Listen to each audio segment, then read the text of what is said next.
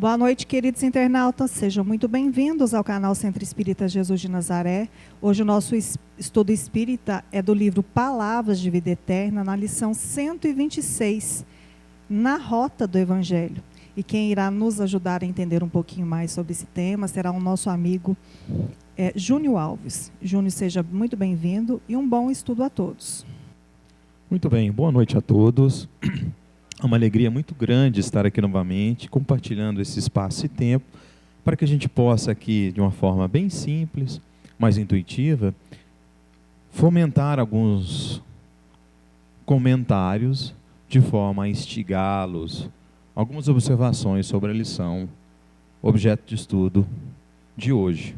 Como de praxe, Palavras de Vida Eterna, lição 126, do qual iremos aqui fazer a leitura, para que todos possam perceber qual será a temática ou a temática próxima destes simples comentários que iremos transcorrer nesses minutos. Título: Na Rota do Evangelho. Citação: Recebei-nos em vossos corações. Paulo, Coríntios 2. É razoável a vigilância na recepção dos ensinamentos evangélicos. Tanto quanto possível, é imperioso manejar as ferramentas do maior esforço para verificar-lhes a clareza, de modo a transmiti-las a outrem com a autenticidade precisa. Exatidão histórica. Citação escorreita. Lógica natural, linguagem limpa, comentários edificantes, ilustrações elevadas. Atentos à respeitabilidade do assunto, não será justo perder de vista a informação segura, a triagem gramatical, a imparcialidade do exame e a conceituação digna, a fim de que a impropriedades e sofismas não venham turvar a fonte viva e pura da verdade que se derrama originariamente do Cristo para esclarecimento da humanidade. Ainda assim, urge não esquecer que as instruções do Divino Mestre se nos dirigem, acima de tudo, aos sentimentos, diligenciando, amparando-nos a renovação interior para que nos ajustemos aos estatutos do bem eterno. Eis o motivo pelo qual, em todos os serviços da educação evangélica, é importante reflitamos no apontamento feliz do apóstolo Paulo. Abre aspas, recebei-nos em vossos corações. Muito bem, vamos então aqui a algumas reflexões para a gente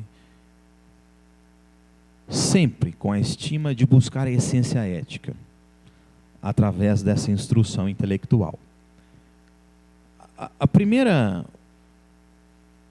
primeiro caminho aqui, importante a gente situarmos, é perceber por que Emmanuel escolhe 2 Coríntios, que é um dos livros, ou uma das epístolas, né? Olha que interessante, o Coríntios 2, ou 2 Coríntios, é como é conhecida a segunda epístola de Paulo aos cristãos residentes na cidade grega de Corinto. E segundo a tradição cristã, o apóstolo teria escrito 4 cartas à igreja em Corinto. E segundo as minhas pesquisas, 2 dessas cartas encontram-se perdidas atualmente.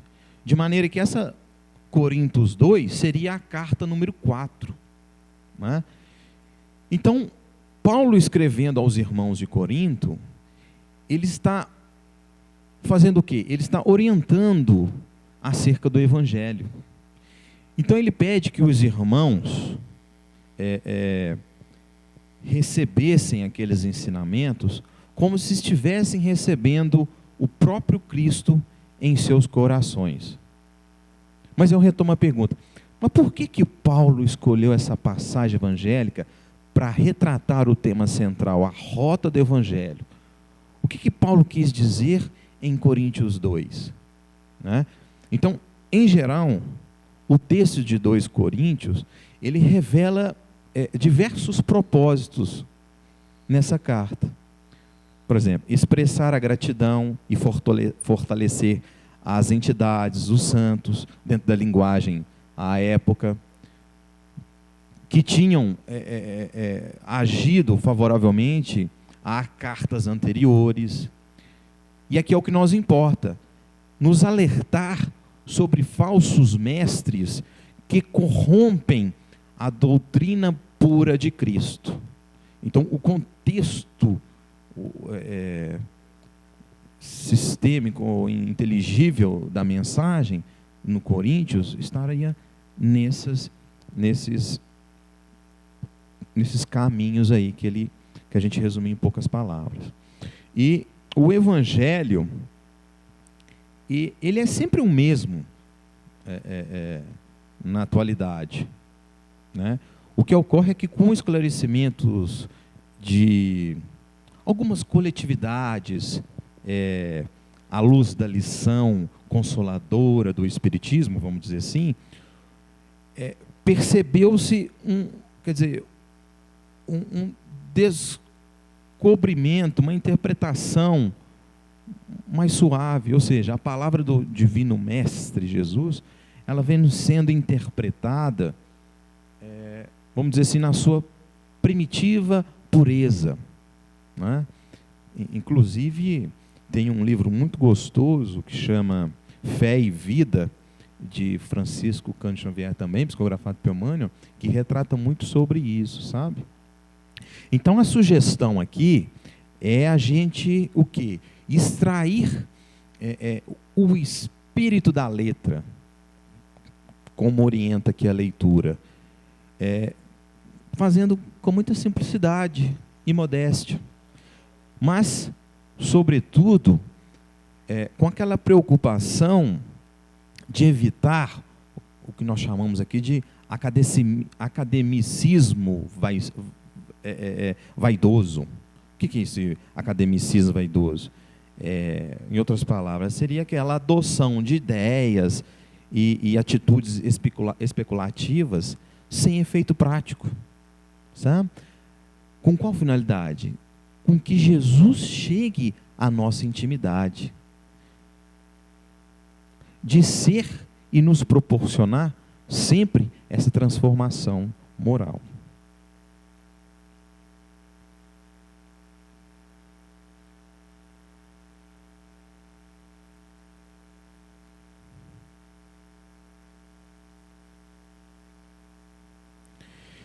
Então, muito bem.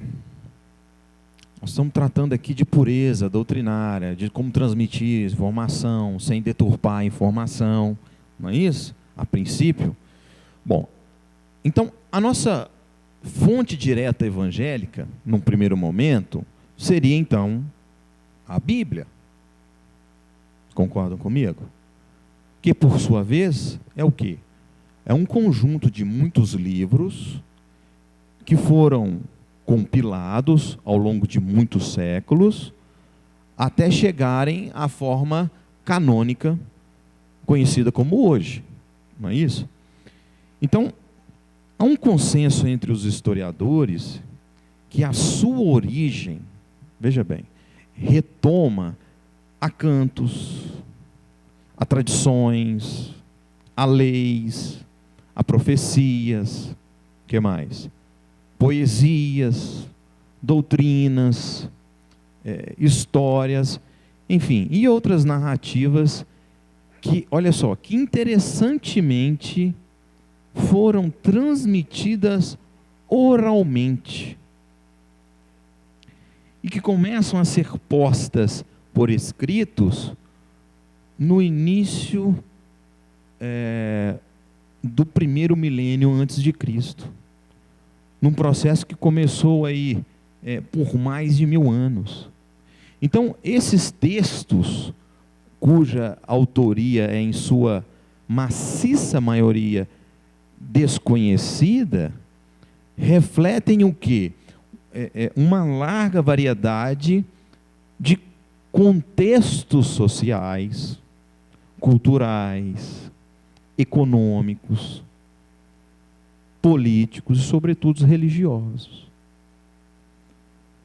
Então, nenhum dos textos originais, só para vocês terem noção, sobreviveu. E os mais antigos manuscritos conhecidos datam de séculos depois que os textos foram primeiros postos por escritos.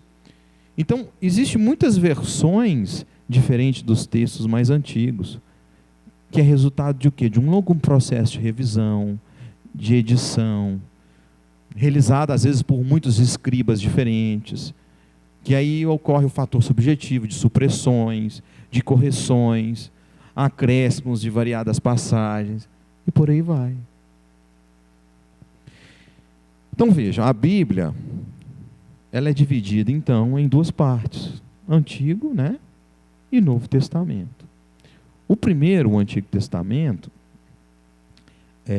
na versão aceita, vamos dizer assim, de forma geral, por protestantes e judeus, ela apresenta a história do mundo, desde a sua criação até os acontecimentos após a volta dos judeus aos exilos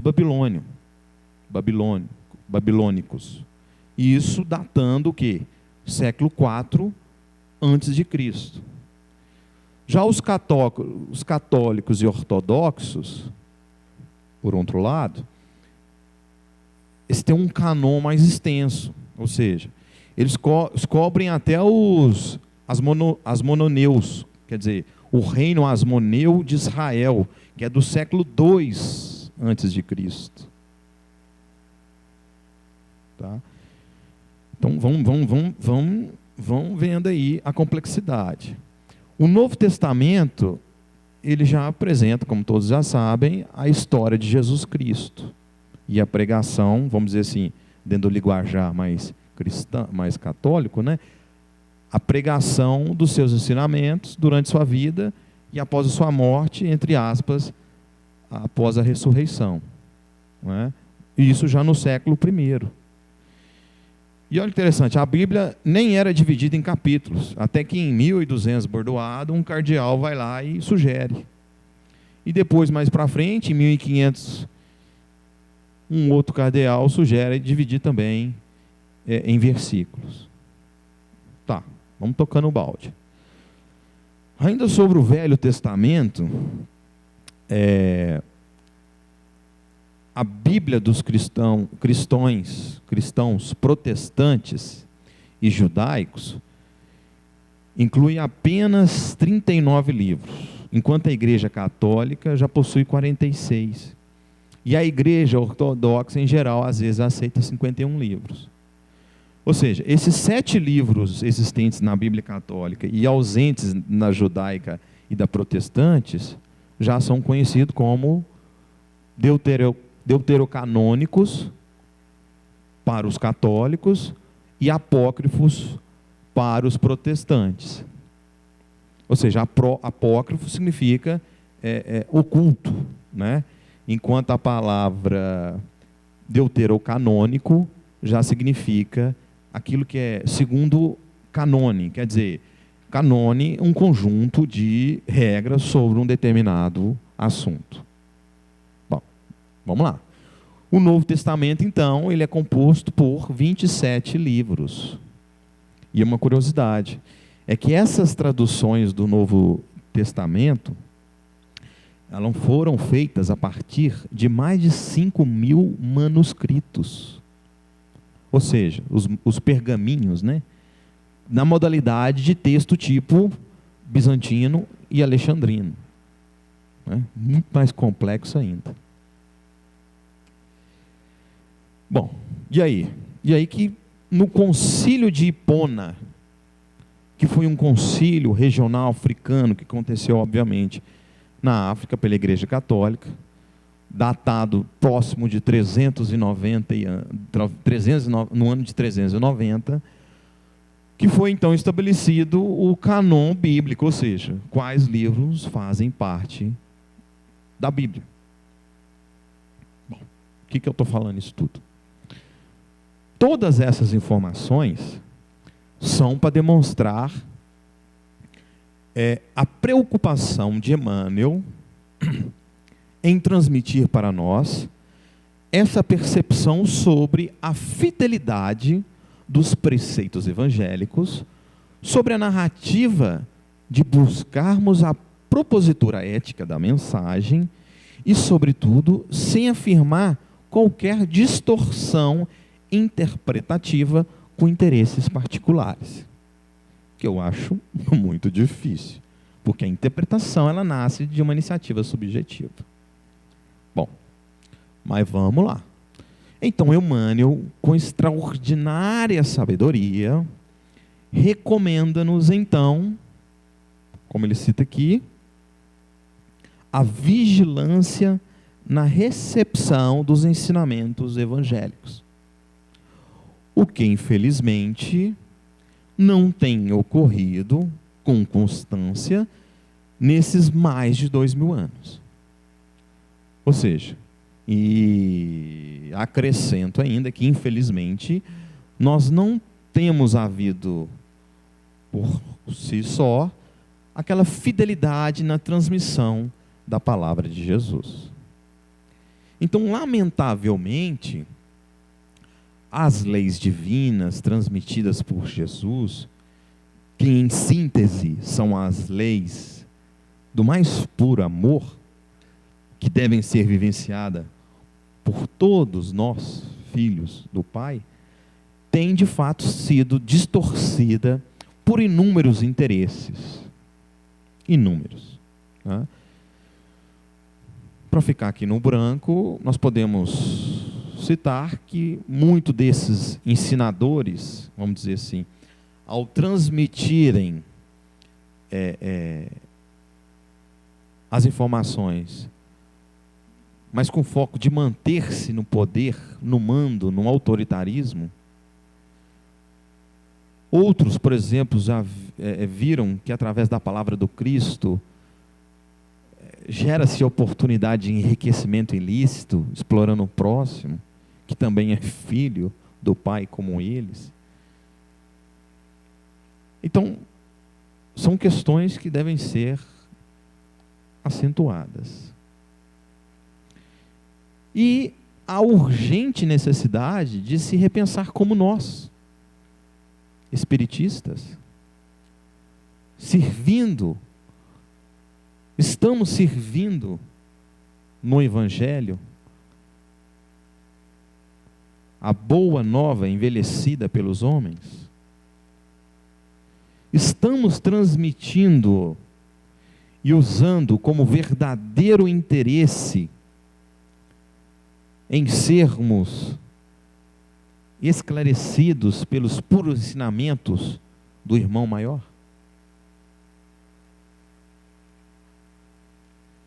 Então, Emmanuel propõe algumas didáticas doutrinárias para melhor transmitir essas informações. Ele citando a exatidão histórica. Será que estamos sendo fidedignos àquela interpretação textual, respeitando a cronologia dos eventos, respeitando o cenário político, o cenário social? Ele cita a citação escorreita, ou seja, estamos sendo dignos de preservar, sem defeito ou lesão, vício de consentimento. Em outras palavras, sem incorreções subjetivas. A citação está sendo correta, límpida, perfeita.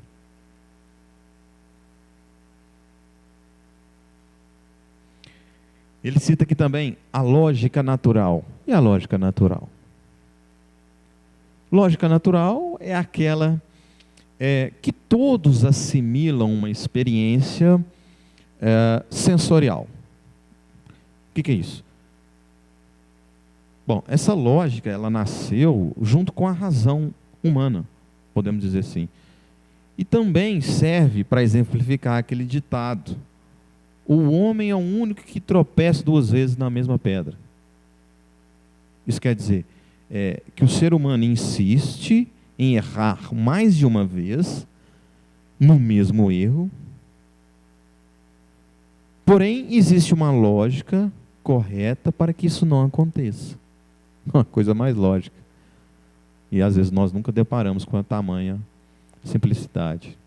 Então a lógica natural é um processo de elaboração pessoal espontâneo que decorre da observação do ambiente, do conhecimento adquirido e da experiência individual, da comparação e classificação de objetos ou situações de vida. Não, ficou muito filosófico isso. Na prática quer dizer que no cotidiano as coisas acontecem e deveria nos ensinar, ou melhor ainda, deveríamos aprender com ela, e este aprendizado segue o padrão da lógica natural. Então, um exemplo de lógica natural, racional. A previsão era de chuva. E eu saio sem guarda-chuva e me molho.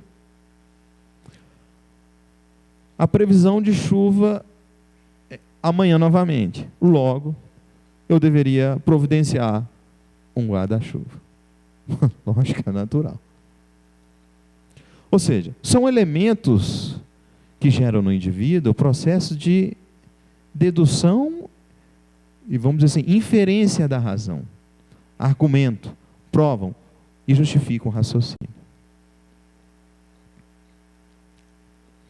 Ele cita aqui também a linguagem limpa. Ou seja, menos é mais. Comunique-se com clareza. Mesmo que a melhor vontade do mundo, às vezes,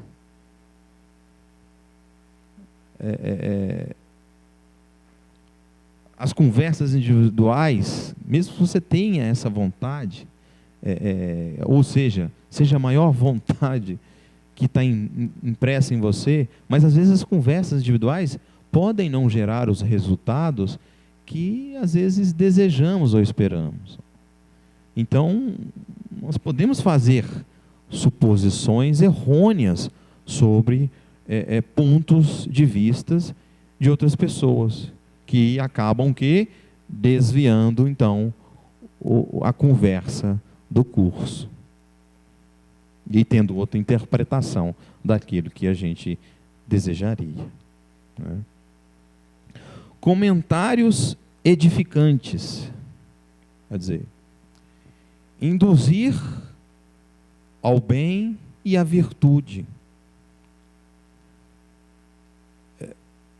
Eu me lembro dos Salmos, né? Um dos Salmos. Bem-aventurado o homem que põe no Senhor a sua confiança e que não atenta para os soberbos. E o que nos importa aqui, nem para os que desviam para a mentira.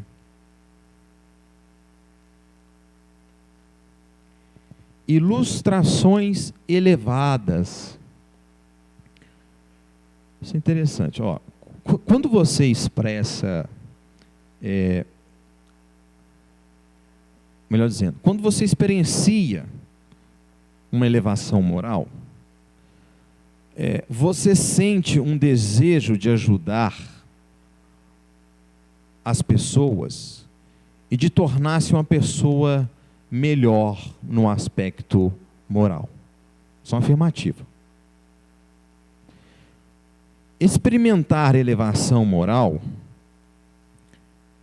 parece nos inspirar a abraçar atitudes morais e a nos engajarmos em comportamentos morais.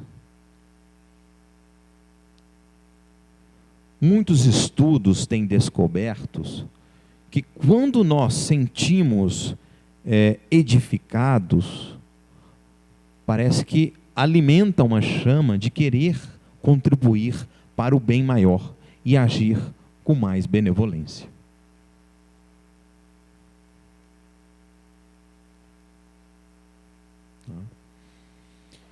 Então aqui é o seguinte, é respeitarmos o Evangelho, retomar as verdadeiras rotas,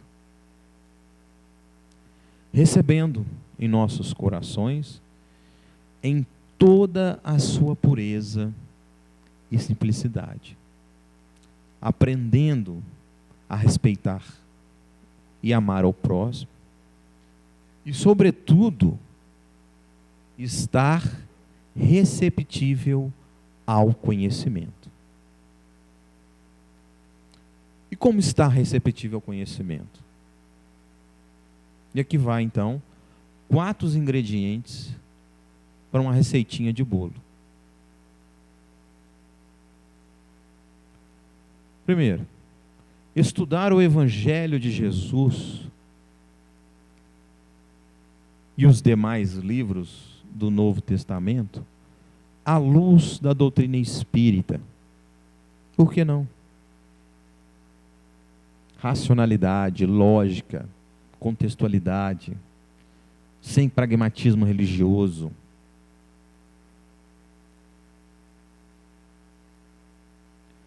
Segunda receitinha, aprender a interpretar o Evangelho no seu sentido espiritual, não no seu sentido literal. Ou seja, extrair o espírito da letra. Ou seja, mais uma vez, né?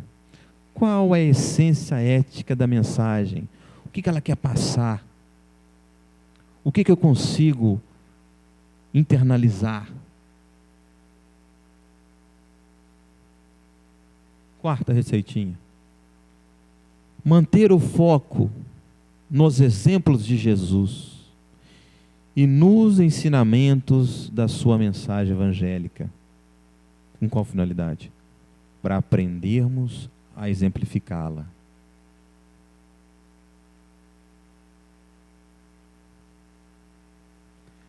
E última receitinha.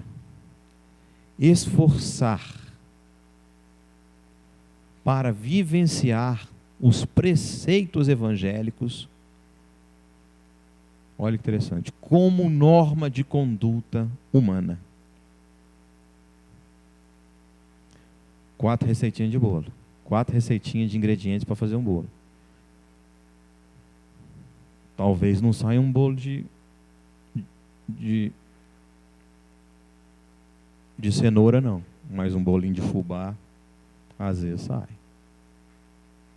E às vezes vai adoçar um pouquinho nossa vida. Então a mensagem é essa, pessoal.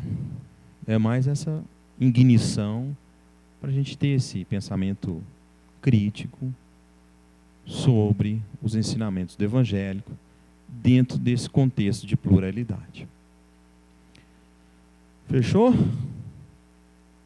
É isso aí, então. Nós vamos então passar para os passes e recados.